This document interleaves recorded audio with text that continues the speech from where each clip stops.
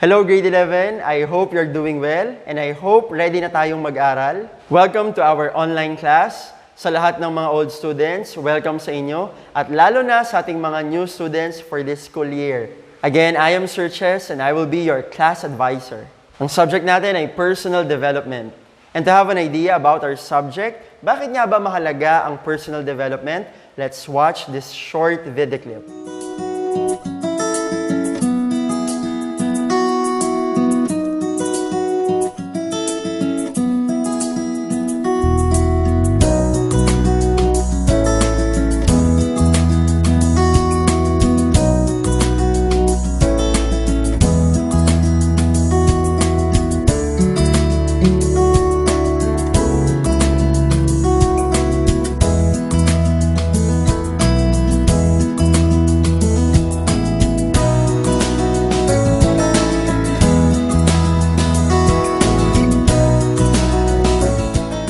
So that's the importance of personal development. And for our lesson 1, the title is Knowing Oneself and Developing the Whole Person.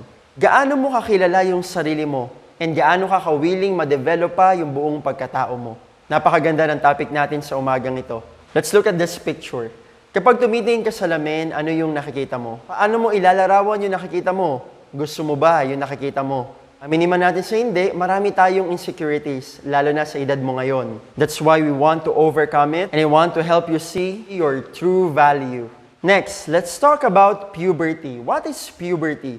It refers to the physiological changes included in the sexual maturation of a child, along with other body changes that may take place during this period. So ito yung mga changes physiologically. Ito nga yung sinasabi nila na when puberty hits. Naalala mo yung itsura mo dati nung elementary ka, sa itsura mo ngayon? Nakita mo ba yung mga pagbabago? Or may nagbago ba? Yun, puberty yun. So that is the meaning of puberty. Next, let's talk about adolescence. Ano ibig sabihin ng adolescence? It is the stage from puberty to adulthood and involves the psychological experiences during this period. So adolescence is the teenage years from 13 to 18 years old. So class, pasok ka pa din dito. Next, throughout adolescence, young people undergo a lot of changes as they transition from childhood into young adulthood. Isipin mo ngayon yung mga changes na nangyayari sa'yo simula nung bata ka. Ang dami, di ba? Sabi nga, growing up, not only the physical appearance change, but also the behavioral, cognitive, and emotional social component. So, hindi lang physical ang nagbabago sa sarili mo habang lumalaki ka. Marami ring mga aspect pa sa sarili mo ang patuloy na nagbabago. At eto nga yung mga bagay na yon. Mamaya pag-uusapan natin yan. Now, let me talk to you about the 3 stages of development or yung 3 stages of adolescence. Number 1, early adolescence. Anong edad yun? From ages 10 to 14. So mula grade 4 hanggang grade 8, yun yung early adolescence. Now, adolescents experience the early stages of puberty in this developmental phase. Both male and female experience major physical growth and intensified sexual interest. So ito na nga yun. Dito nagsisimula yung early stage of puberty. Maraming pagbabago sa atin na experience noon physically. Ano-ano yung mga yun? Halimbawa sa lalaki, yung acne or yung tigyawat. I think lahat tayo na-experience natin to. At talagang na-frustrate tayo at nakakababa ng self-esteem. Next, facial hair. Sa mga lalaki, nagkakaroon na ng bigote or ng balbas. Unti-unti nang tumutubo yung mga buhok sa mukha natin. Ano pa yung pagbabago sa early adolescence? Yung voice, yung boses natin, nababago. Iba yung term natin doon, yung parang mas nagiging mama na or lumalalim na yung boses natin habang nagbibinata tayo. Next, breast growth. Or siguro ang tinutukoy dito, habang tayo lumalaki, nagbibinata, mas nabibuild na yung chest natin. Ano pa? Next, yung mood swings. Ayan, habang lumalaki ka, naiiba-iba yung mood natin. Next, also sa lalaki, yung genital growth. Alam ko na pag-aralan natin to nung high school. Siyempre, nagkakaroon ng pubic hair at nagkakaroon din ng pagbabago. Sa mga babae, sa stage na to, sa early adolescence, meron ding mga pagbabago. Number 1, change in body shape. Diba, nakikita natin yung pagbabago physically. Nagkakaroon ng development of breast, yung sa dibdib, increase in height, diba? Kahit naman sa lalaki, tumatangkad ka. Pang-apat, weight gain, nadadagdagan yung timbang mo. Hindi lang sa babae, kahit sa lalaki.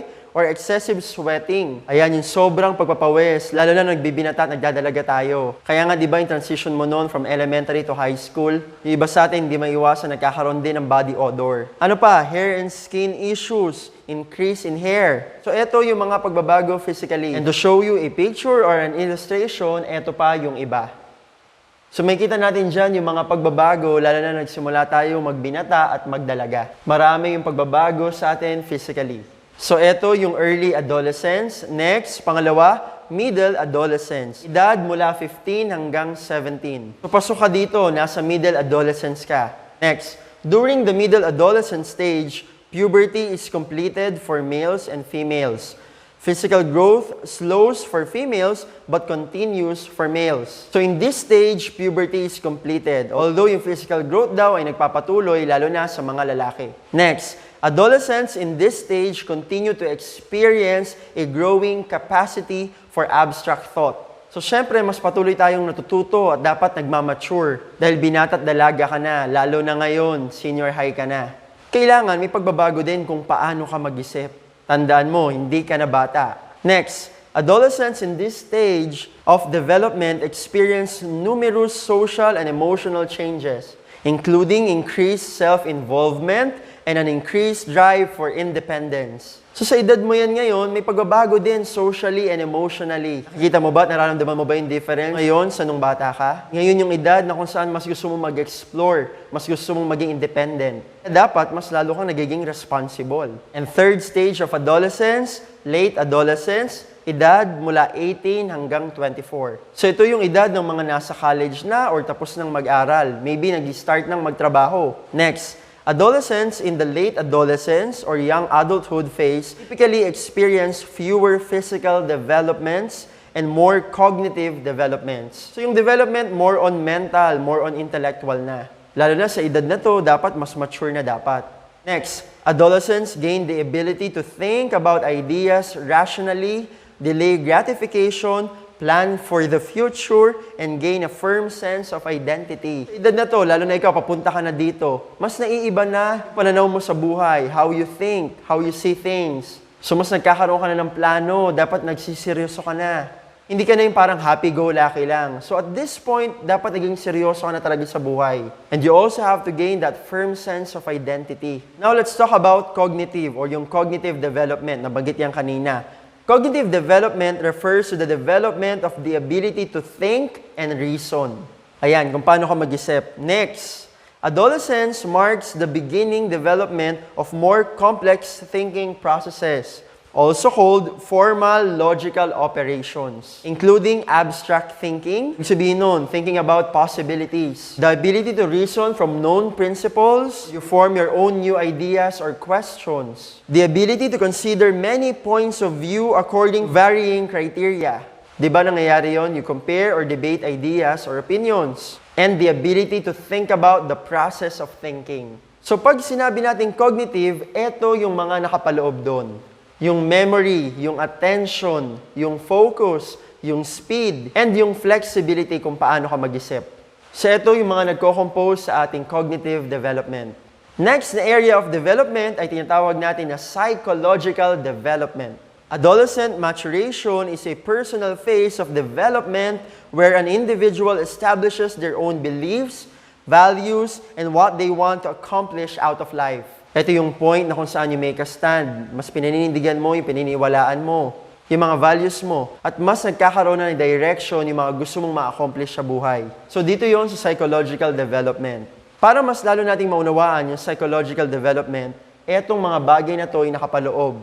Ano-ano yun? Reciprocity, attitude, concentration, yung values and beliefs na binanggit natin kanina, mindfulness, identity, and emotional intelligence. Next, the adolescent also begins to take on more control of educational and vocational pursuits and advantages.